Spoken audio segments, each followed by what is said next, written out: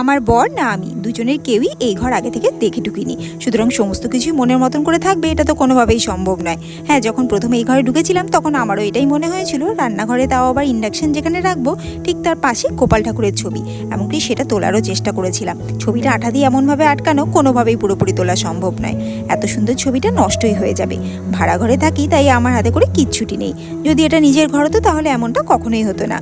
এটা মনে করি গোপাল ঠাকুর আমার রান্না করতে করতেও আমার সাথে আছে। সত্যি যাদের এটা দেখে খারাপ লাগছে তাদের জন্যই বলছি, আমি তো নিরুপায়, আমার হাতে করে কিচ্ছুটি নেই। ভালোভাবে গরম পড়লে পরে ভেতরের ঘরটা ভীষণই গরম হয়ে যায়, তাই গরম পড়ার আগে একটা এয়ার কুলার নিয়েছি।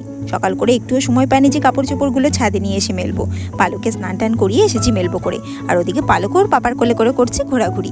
ঘরে এসে পরে বসিয়েছি রান্না বান্না। আজকে করবো জিরে গুঁড়ো ধনে গুঁড়ো দিয়ে চিকেনের ঝোল, ঘুরিয়ে ফিরিয়ে মশলাটা ব্যবহার করি, তাতে টেস্টটাও চেঞ্জ হয়। সন্ধেবেলা চায়ের সাথে নিয়েছিলাম প্রাণের ড্রাই কেক, আর ডিনারে আজ বানিয়েছিলাম বেশি করে সবজি দিয়ে চিজ দিয়ে পাস্তা।